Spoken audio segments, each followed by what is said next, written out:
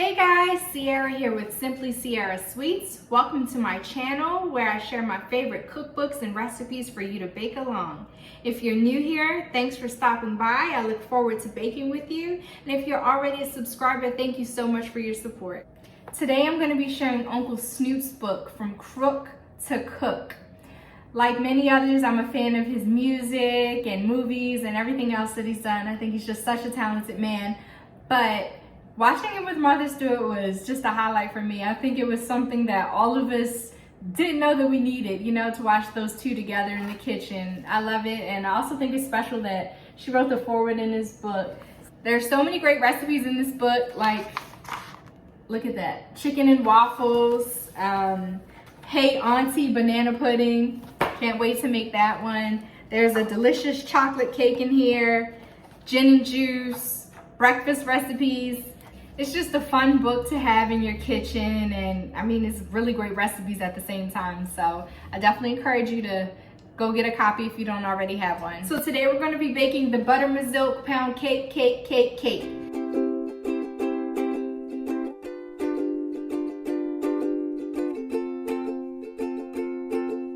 In a medium bowl, whisk 1.5 cups of all-purpose flour, 1 teaspoon of baking powder, and 1/2 teaspoon of salt, and set it aside. Using your mixer, cream together 10 tablespoons of unsalted butter at room temperature, plus 1 cup of granulated sugar on medium-high speed until light and fluffy for at least 5 minutes.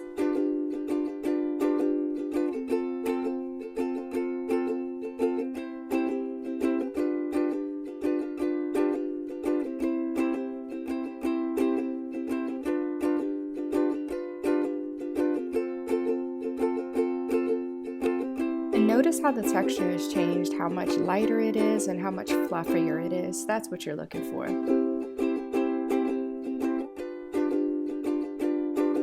And now with the mixer running, add in your eggs and egg yolks one at a time, making sure you incorporate after each addition. This is also the time to add your vanilla extract, which I've mixed with my eggs, of course. And this was 2 large eggs, 1 large egg yolk, and 1.5 teaspoons of vanilla extract.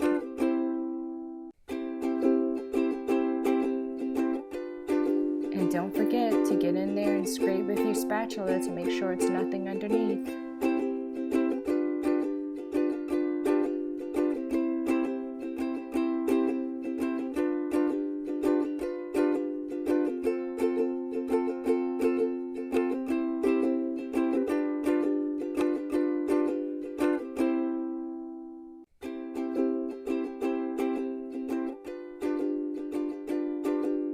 Once everything's incorporated, it's time to alternate our flour mixture with our 2/3 cup of buttermilk. And you should do this with the mixer on low speed.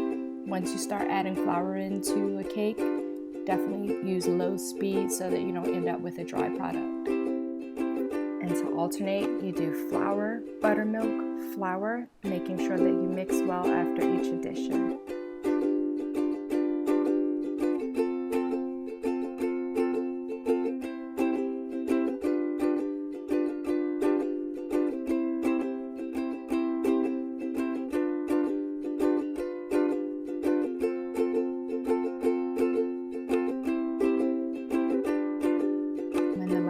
Few streaks of flour remain, finish it off by hand.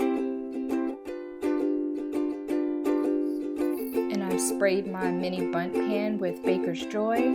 This recipe calls for a loaf pan, so feel free to use that if you have that on hand. I'm just going to begin to fill my mini bundt pan up with a little bit of batter and smooth it out.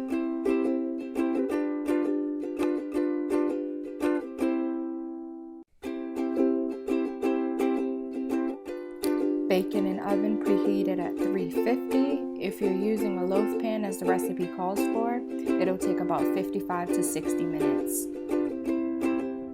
And look at that nice golden color. Now I'm going to whip up some whipped cream. I'm using about a cup of heavy cream, a teaspoon of vanilla, and a couple tablespoons of powdered sugar. Honestly, you really can't mess up whipped cream. Just don't overmix it.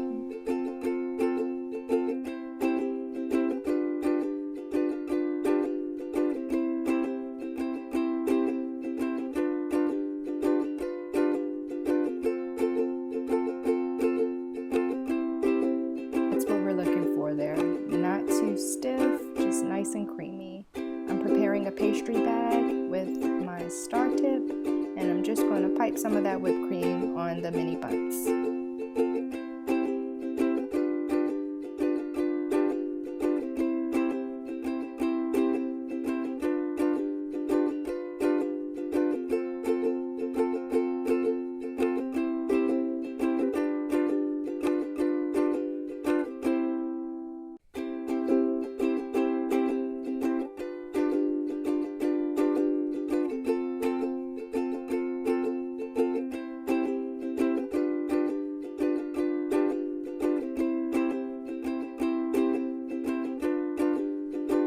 Feel free to be as creative as you like. If you prepared this in a loaf pan, I feel like this would be the perfect cake to make like a real strawberry shortcake. I feel like it was firm enough to hold up some juicy strawberries, but it wasn't dry at all. I topped each of mine with a sliced strawberry and had more on the side when serving.